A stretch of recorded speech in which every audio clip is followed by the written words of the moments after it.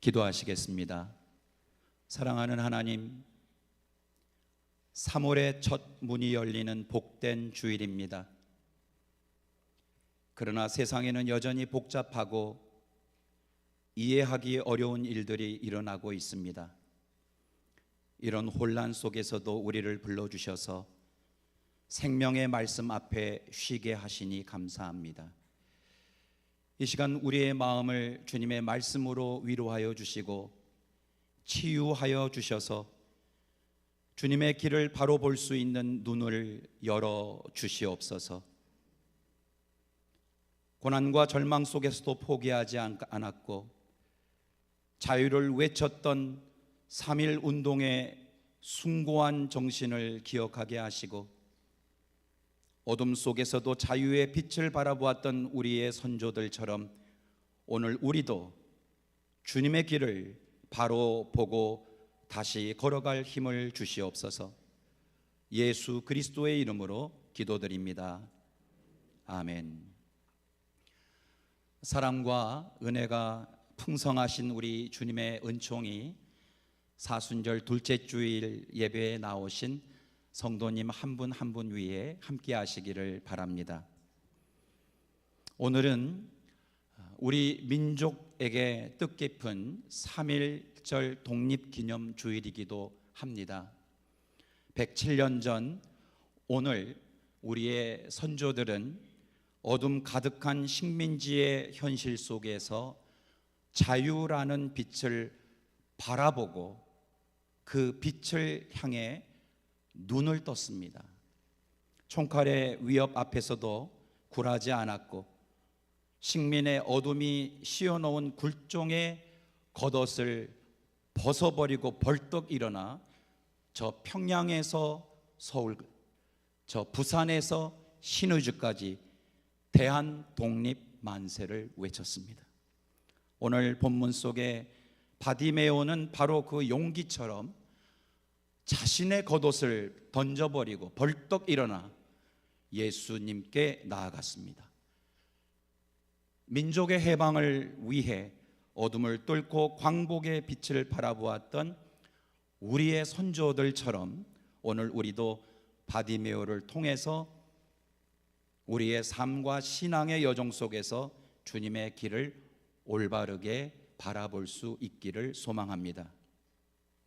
본문으로 들어가기 전에 한 가지 마음에 걸리는 점을 여러분들과 먼저 나누고 싶습니다. 오늘 말씀에는 눈먼 사람, 거지, 거린, 구걸 이런 표현이 자주 나옵니다.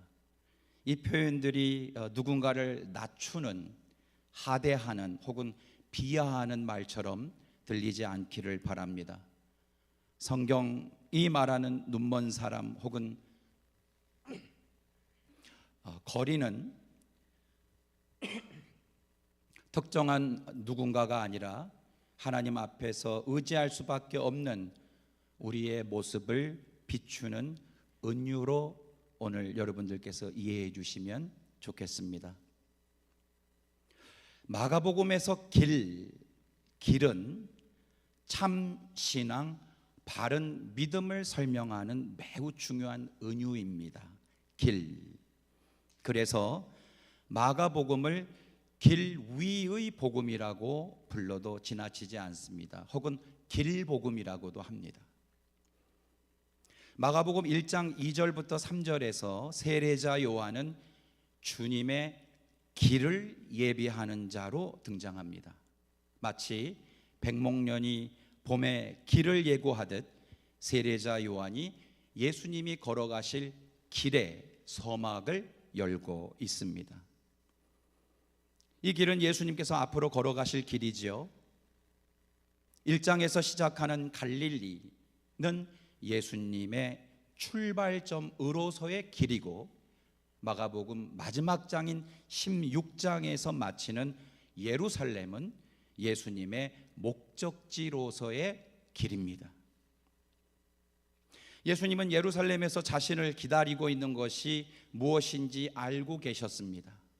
정치 권력자들과 종교 권력자들이 모여있던 마치 호랑이 굴과 같은 곳에 들어간다는 것은 고난과 죽음을 향해 걸어가는 길이었습니다. 주님은 그 길을 피하지 않으셨습니다. 정작 예수님의 마음을 답답하게 한 것은 그 길 위에서 고난의 길 자체가 아니라 주님의 마음과 주님의 길의 방향을 알지 못하고 오히려 그 길을 막아 세우려 했던 제자들이었습니다. 오늘 우리가 읽은 마가복음 10장 46절부터 52절은 2주 전에 잠시 살펴보았던 마가복음 8장, 9장, 10장에서 이어지는 제자들의 생각과 예수님의 가르침이 뚜렷한 대조를 이루고 있는 갈등 구조 혹은 그 긴장 구조가 비로소 해소가 되는 본문이 바로 오늘 본문입니다. 특히 마가복음 8장 22절부터 10장 52절까지의 구조는 매우 흥미롭습니다. 마가는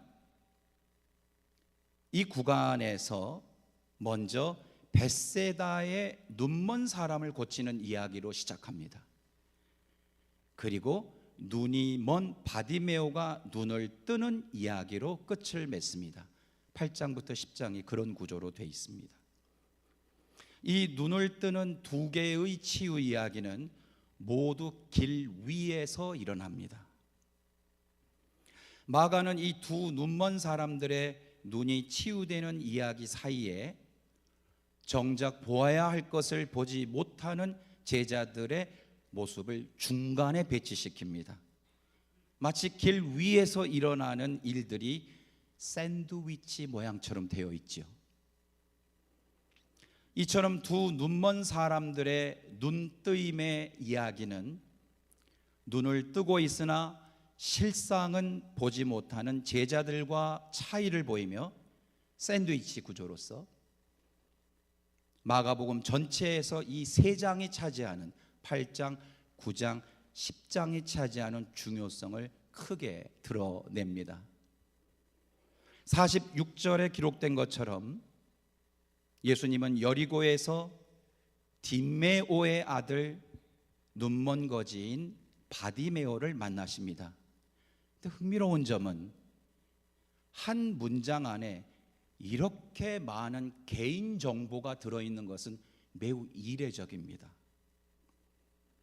마가는 다른 기적 이야기에서 인물들의 이름이나 배경을 거의 밝히지 않거든요. 벳세다의 눈먼 이도 이름이 없습니다. 혈류증을 앓던 여인의 이름도 없습니다. 수로보니게아의 여인의 이름도 없습니다. 그런데 마가는 유독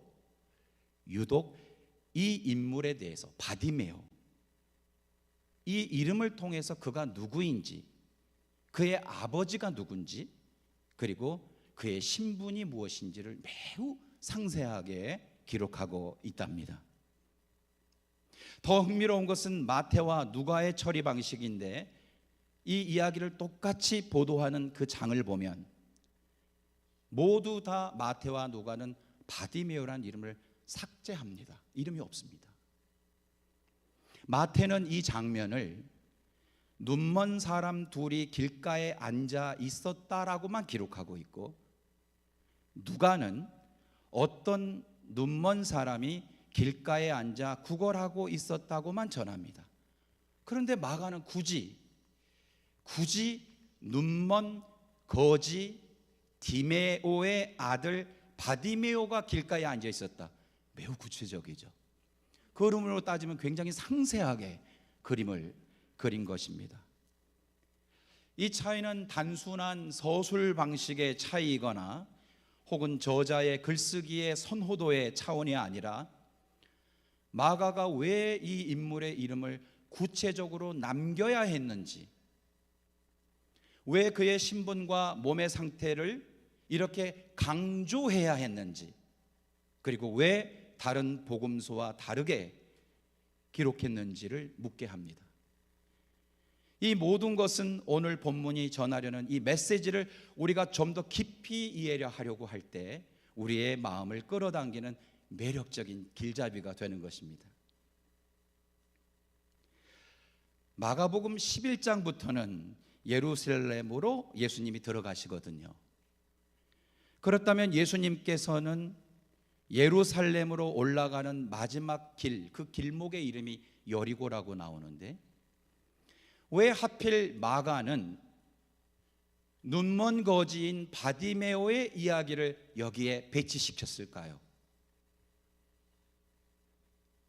결론적으로 말씀드리면 이 바디메오는 당시 예수님을 따르던 제자들과 군중들, 그리고 오늘 이 시대에 예수님을 따르는 교회 공동체와 성도들에게 매우 중요한 메시지를 전해주는 인물이기 때문에 거기에 아주 매우 구체적이고 상세하게 그의 이름과 신분을 묘사해 놓았습니다. 우리는 2주 전에 마가복음을 읽으며 제자들의 속마음을 살펴보았죠. 제자들은 예루살렘 입성을 앞두고 예수님과 분명히 다른 곳을 바라보고 있었습니다. 그 과정에서 8장 32절에 베드로는 예수님을 바싹 잡아당겨 항의하였고 9장 34절에서 제자들은 서로 누가 가장 큰 사람인지를 두고 다투었다고 기록되어 있습니다. 10장 37절에서 세베대의 아들 야고보와 요한의 시선은 점점 더 높은 자리로 올라가는데 마음이 부풀어 있었고 그 모습을 본 12 제자들 중 10명의 제자들이 분개하였다고 기록하고 있습니다. 여러분, 야고보와 요한 그리고 베드로만 문제가 있었던 것이 아니고 모두가 다 같은 생각을 가지고 있었다. 이 부분은 마가복음 8장 32절과 33절에서 잘 나타나고 있습니다. 32절에 베드로가 예수를 바싹 잡아당기고 그에게 항의하였다. 33절이 중요합니다. 그러나 예수께서 돌아서서 제자들을 보시고 베드로를 꾸짖어 말씀하셨다. 여러분, 시간의 순서 좀 느껴지십니까? 예수께서 돌아서서 제자들을 보시고 베드로를 꾸짖어 말씀하셨다. 흥미롭죠? 예수님께서 베드로 한 사람만을 꾸짖으신 것이 아니라는 말이죠. 예수님은 먼저 돌아서서 제자들을 바라보셨습니다. 천천히 한 사람 한 사람 눈을 마주쳤을지도 모르겠습니다. 그리고 나서 베드로에게 시선이 옮겨졌습니다. 베드로가 예수님을 붙들어 세우며 거칠게 항의한 것은 베드로의 혼자만의 생각이 아니었다고 마가는 이 표현을 통해서 알려주는 것입니다. 베드로의 마음은 제자들 모두의 속마음을 대변하는 것이었고 베드로의 시선은 제자들 모두의 시선을 상징한다고 해도 과언이 아니겠습니다. 이처럼 같은 길 위에 있었지만 제자들의 시선과 예수님의 시선은 서로 만나지 못하고 있었습니다. 그런데 여러분, 마가는 제자들의 이야기를 들려주지만 그 이야기 속에 언제나 우리의 자리가 있음을 시사하거든요. 제자들을 바라보시던 예수님의 시선 앞에 오늘 우리도 함께 서게 하는 것입니다. 이런 마가의 의도를 이해하면서 좀 더 본문 안으로 들어가 보시죠. 마가복음 10장 36절에서 예수님은 야고보와 요한에게 이렇게 물어보셨답니다. 이렇게 물어보셨습니다. 너희는 내가 너희에게 무엇을 해주기를 바라느냐? 그리고 오늘 우리가 읽은 본문 10장 51절에서도 예수님은 바디메오에게 똑같은 질문을 하십니다. 내가 너에게 무엇을 하여 주기를 바라느냐? 마가복음 10장에서 동일한 질문이 서로 다른 자리에 있던 사람들에게 질문되고 있죠. 주님의 질문에 대한 야고보와 요한의 대답은 여러분들 잘 알고 계신 것처럼 37절에 주님 영광 중에서 우리를 하나는 주님의 우편에 하나는 주님의 좌편에 앉게 하여 주옵소서. 무엇을 하여 주기를 원하느냐에 대한 대답입니다. 여기서 주의 영광 중에라는 말은 쉽게 우리가 눈치챌 수 있듯이 분명하게 주님께서 고난을 받으실 때가 아니죠. 우리가 기대하는 제자들의 대답은 아마 이럴 것입니다. 주님께서 겪는 어떠한 힘겨운 순간에도 저희들이 주님 곁을 떠나지 않겠습니다. 주님께서 어두운 골짜기를 지나실 때에도 저희가 함께 동행하겠습니다. 그런데 제자들의 마음은 그곳에 있지 않았던 것 같아요. 그들이 바라보는 시선은 주님의 마음이 아니라 그들이 꿈꾸던 자리와 영광을 향해 있었던 것 같습니다. 예수님의 질문은 사실 10장 35절에 나와 있는 제자들의 요청으로부터 비롯된 것입니다. 이렇게 제자들이 요청합니다. 선생님, 우리가 요구하는 것은 무엇이든지 해주시기 바랍니다. 35절의 말씀입니다. 뉘앙스를 잘 아시겠어요? 우리가 원하는 것은 무엇이든지 이루어 주십시오. 이 말 속에 이미 그들의 마음과 그들의 관심과 그들의 시선이 어느 쪽을 향하고 있는지 드러나죠. 사람이 무엇을 구하느냐 하는 것은 결국 그 사람이 어디를 바라보고 있는지에 대한 시선을 보여주는 것 아니겠습니까? 무엇이든지 우리가 요구하는 것은 주십시오. 그게 무엇이든지요. 이렇게 말하는 이들은 이미 마음에 눈이 흐려져 있지 않았을까요?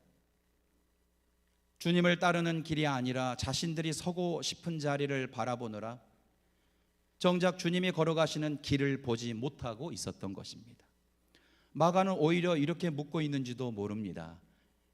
예수님을 따르던 제자들이야말로 제대로 보지 못하는 눈먼 이들이요 구걸하는 이들이 아니었느냐. 그리고 예수님께서 제자들을 바라보셨듯 마가는 오늘 우리를 바라보고 있는 것 같습니다. 예수님은 38절에서 이렇게 말씀하십니다. 너희는 너희가 구하는 것이 무엇인지 모르고 있다. 38절에서 예수님의 이 마음에 담긴 답답함, 그리고 사랑하는 이들을 향한 안타까움이 고스란히 느껴지는 말씀입니다. 예수님과 동행하면서 마음속 깊은 곳에서는 우리가 원하는 것, 우리가 바라는 것, 우리가 소망하는 것, 그 무엇이든지 이루어 주십시오라고 좀 표현이 과하지만 구걸하듯, 거린이 구걸하듯 요청했던 제자들의 시선, 그들의 시선을 바라보는 예수님의 마음이 얼마나 착잡하셨겠습니까? 예수님은 자신이 걸어가실 그 길이 마술을 부리는 길이 아니고 권력을 잡는 길도 아니며 타인을 지배하는 힘의 길도 아니고 세도가들이 누리던 영광의 자리를 증명하는 길도 아니라 하시며 40일 동안 굶주린 광야에서 악마의 유혹을 3번 물리치며 그 길을 선택하지 않으셨습니다. 예수님의 시선은 그 길 위에 머물러 있지 않았습니다. 그런데 광야에서 악마가 예수님의 길을 바꾸려고 했던 것처럼 이제 길 위에서 동행하는 제자들이 예수님의 길을 바꾸려고 하고 있습니다. 마치 광야에서 경험했던 유사한 패턴으로 길 위에서 무려 3번이나, 광야에서처럼 3번이나 자신의 길을 막아 세웠던 제자들에게 그 순환의 길을 예고하셨건만 제자들은 그 뜻을 온전히 받아들이지 못했습니다. 예수님은 길 위에서 또 다른 광야를 만나신 것입니다. 어쩌면 제자들은 그 말씀하신 길을 이해하지 못했던 것이 아니라, 저는 본문을 묵상하면서 일부러 이해하고 싶지 않았었을지도 모르겠다, 이런 생각이 들었습니다. 만약 제자들이 정말 그 길이 어떤 길인지 보았다면 겟세마네 동산에서 그 마지막 밤에 제자들이 잠들지 않았을 것입니다. 그리고 예수님이 체포되시던 순간 예수님을 홀로 남겨두고 달아나는 일도 일어나지 않았을 것입니다. 그런데 여러분, 내가 너에게 무엇을 하여 주기를 바랐느냐라는 동일한 질문을 받았던 오늘 눈먼 거지로 소개된 이 바디메오는 무엇이라고 답변하였을까요? 오늘 읽은 51절에서 그는 다음과 같이 대답합니다. 선생님, 내가 다시 볼 수 있게 해 주십시오. 이 얼마나 제자들의 답변과 차이가 나는 바디메오의 답변입니까? 여러분, 이제 이쯤 되면 누가 진짜 눈먼 사람이고 마가가 말하려고자 하는, 누가 정말 구걸하는 거지인지 좀 느껴지십니까? 마가가 굳이 바디메오란 이름을 기록한 이유는 이 바디메오라는 인물이 단순한 치유 사건의 대상으로 그냥 지나가 버리는 이야기가 아니라 예수 그리스도의 길을 따르는 제자의 본질과 성도의 본질을 우리에게 분명하게 보여주고 싶어서였습니다. 길가에 머물러 있던 사람이 길 위를 걸어가는 사람이 되었다고, 이름 없이 지나가던 한 사람이 이제는 이름을 가진 제자가 되었다고 마가복음에서는 우리에게 기억하기를 바라는 마음에서 이렇게 꼼꼼하고 촘촘하고 상세하게 적어놓은 것입니다. 이 바디메오가 49절에서 무리들이 이렇게 바디메오에게 이야기합니다. 용기를 내어 일어나시오. 예수께서 당신을 부르시오. 이 말에 50절에서 바디메오가 그는 자기 겉옷을 벗어던지고, 아주 상세하게 적어놓죠. 벌떡 일어나서 예수께로 갔다. 그냥 예수께로 갔다 하면 될 텐데 자기의 겉옷을 벗어던지고 벌떡 일어나 예수께로 갔다. 여러분, 설교자는 이런 단어 하나하나가 그냥 쉽게 지나가지 않습니다. 당시 가난한 이들에게 이 겉옷이 무엇을 의미했냐면, 그것은 낮에는 뜨거운 뙤약볕을 막아주고 밤에는 얼어 죽지 않게 지켜주는 유일한 생명줄이자 이불이었습니다. 그에게 남아있던 거의 유일한 소유인 그 겉옷을 벗어 던졌다는 것은 이제 더 이상 길가에 머물러 있지 않겠다는 뜻입니다. 과거에 구걸하던 삶으로는 다시는 돌아가지 않겠다는 그 표현이 그의 겉옷을 벗어서 던져버렸다. 바로 이 벗어 던진 겉옷과 벌떡 일어난 그 자리가 바로 바디메오가 길가에서 도움을 구하며 살았던 옛 삶을 상징합니다. 여러분이 미국 땅에 처음 오셨을 때를 기억하시지요? 그때 여러분을 지켜준 겉옷과 같은 것들이 있으셨을 겁니다. 책임감이라는 겉옷, 절박함이라는 겉옷, 가족을 지켜야 한다는 의무감이라는 겉옷, 그리고 무엇보다 믿음 하나로 붙잡고 버텨오신 세월의 겉옷들이 있습니다. 그런데 주님은 오늘 우리에게 마가복음을 통해서 말씀하십니다. 그 겉옷 같은 것을 벗어 던져도 괜찮다.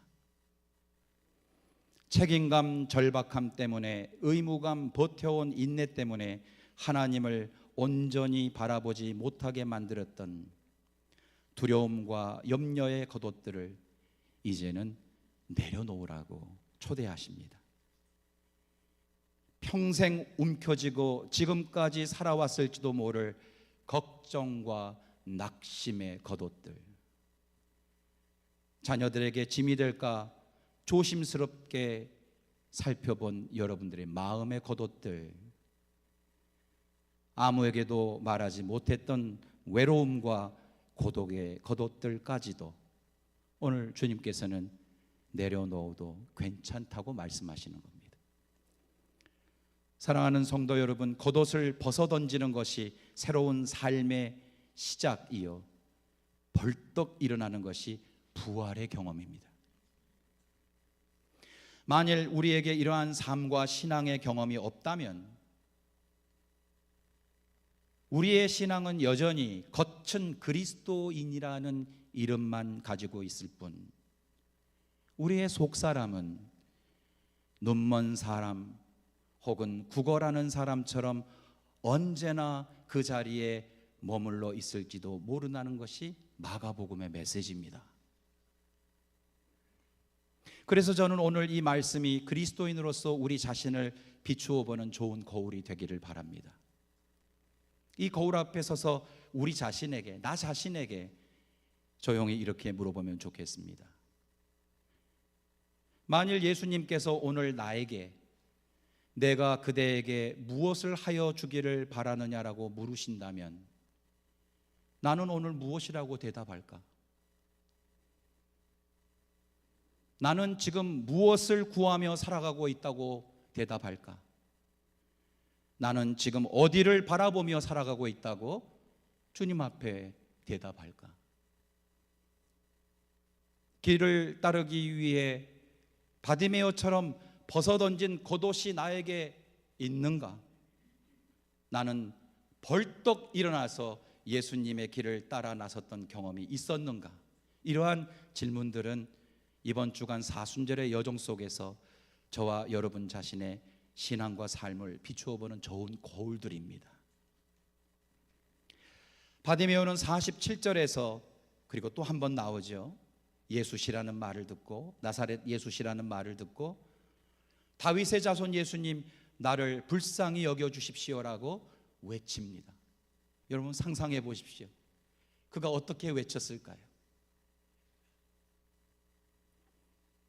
여러분, 주님 나를 불쌍히 여겨 주십시오, 이 기도는 무엇인가를 더 얻기 위한 거린의 기도도 아니고 구걸하는 기도도 아니고 보게 해달라는 간절한 깨달음의 기도가 아니겠습니까?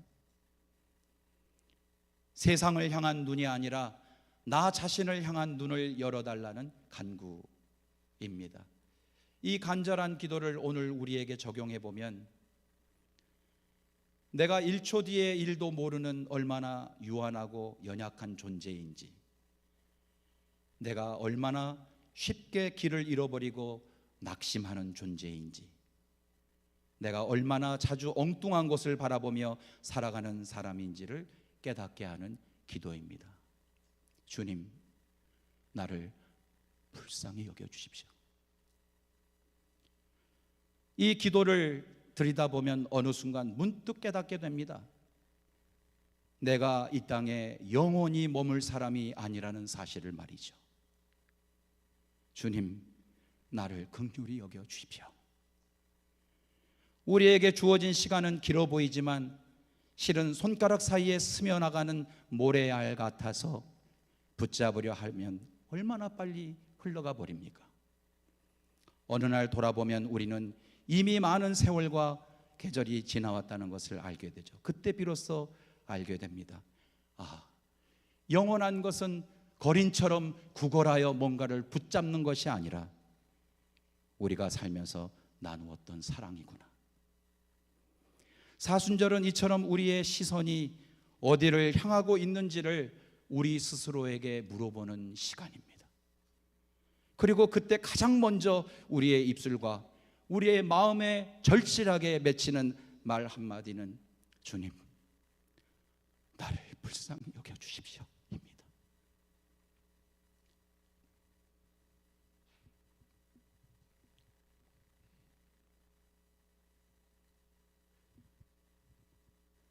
눈을 다시 뜬다는 것은 세상을 더 선명하게 보는 일이 아니라 내가 어떻게 살아야 하는지를 더 깊이 바라보는 깨달음입니다. 그리고 그때 우리는 비로소 알게 됩니다. 삶이 길어서 소중한 것이 아니라 다시는 오지 않는 나에게 주어진 귀중한 시간이라는 것을 말이죠. 여러분, 자신을 불쌍히 여겨달라 기도했던 이 바디메오가 처음으로 눈을 떴을 때 그가 본 것은 바로 자기 앞에 서 계신 따뜻하고 자상한 사랑 그 자체이신 예수님이셨습니다. 이처럼 주님, 나를 불쌍히 여겨주십시오라는 기도는 우리의 시선을 사랑이신 주님께로 다시 옮기는 것입니다. 그리고 우리의 삶을 다시 사랑으로 재정비하는 것입니다. 사순절의 길 위에서 우리가 이 기도를 하면서 걸어갈 수 있다면 어쩌면 우리도 바디메오처럼 다시 사랑의 눈을 뜨게 될지 모르겠습니다. 할렐루야. 오늘 본문 마지막에 너가 기도한 보고자 하는 그 믿음이, 보고 싶다고 하는 그 믿음이 너를 구원하였느니라. 바디메오야, 너가 그렇게 간절히 보고 싶다고 하는 그 기도가 너를 구원하였느니라 라고 나와 있지 않습니까?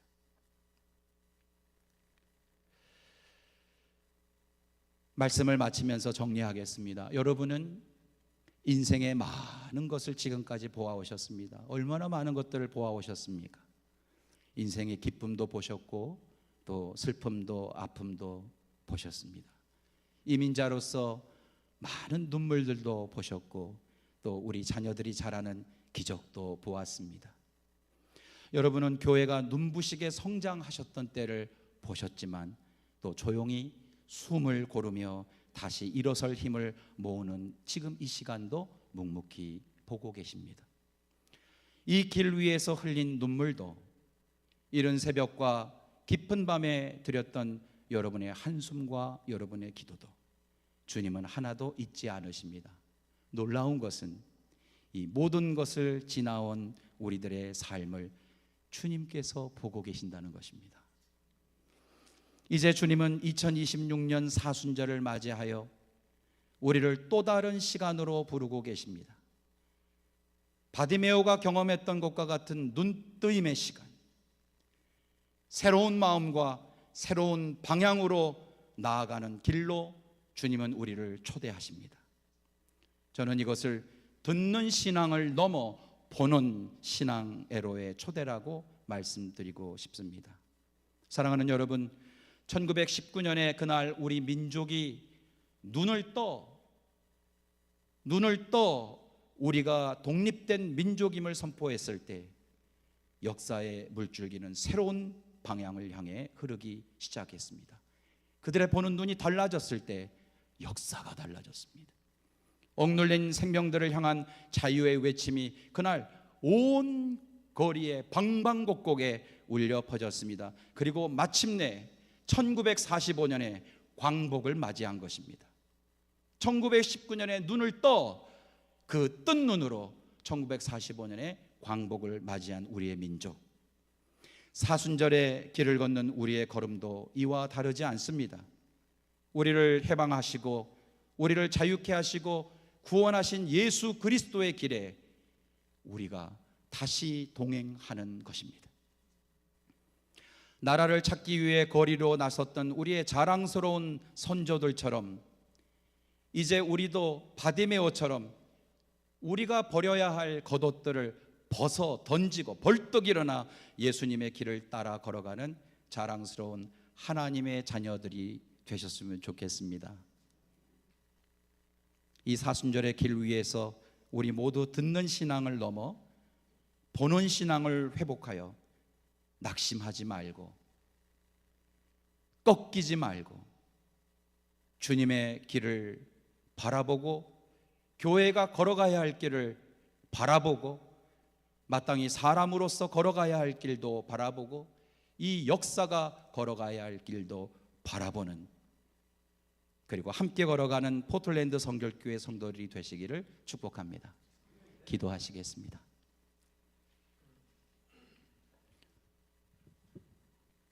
사랑의 하나님,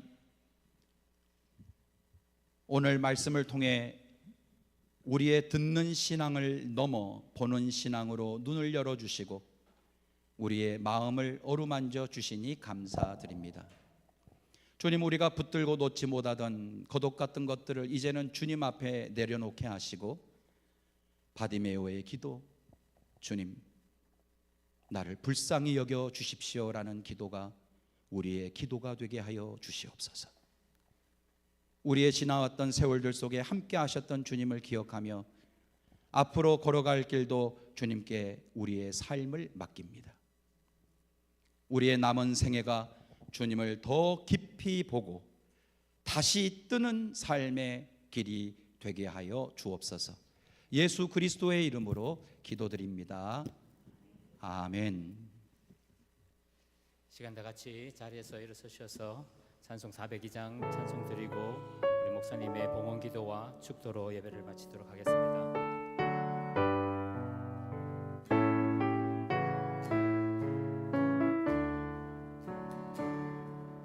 나의 반석, 나의 방패, 나의 피난처,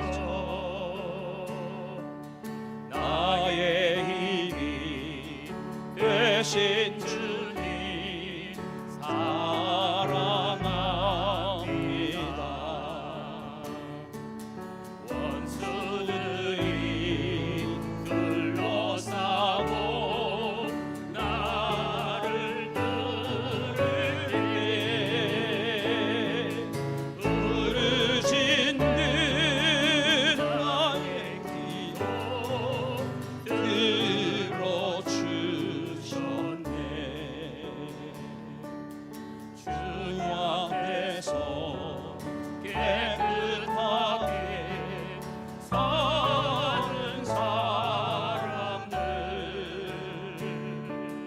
원수들이 미워하나 두려움 없어라. 주께서는 교만한 자 물리치시고 겸손한 자 높이시며 지켜주신다. 주님밖에 피할 반석 어디 있으랴. 주의 권위, 주의 말씀 완전하도다. 강한 발로 붙드시고 보호하시며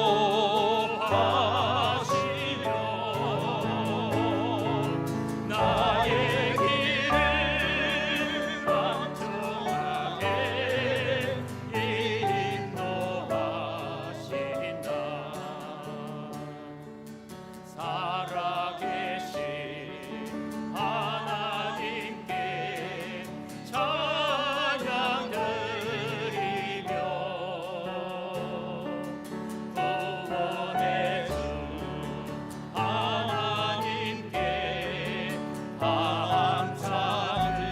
감사드리세. 아멘. 강물 같은 사랑으로 인도하시며 큰 승리를 주신 주께 영광 돌리세.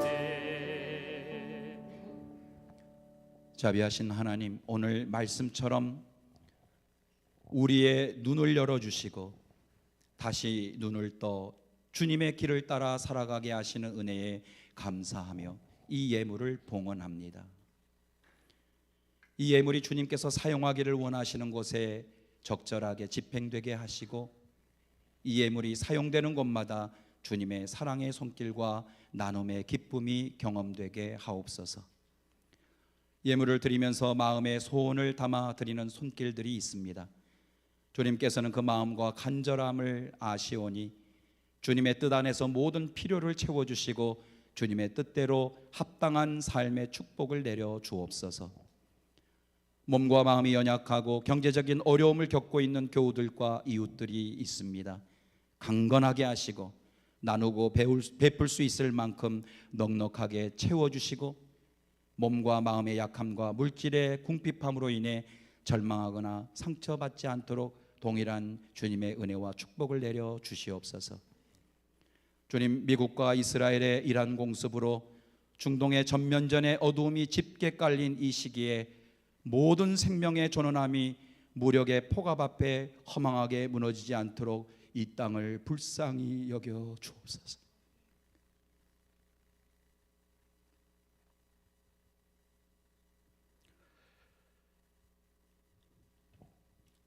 이제는 다시 눈을 뜨라고 부르시는 우리 주 예수 그리스도의 은혜와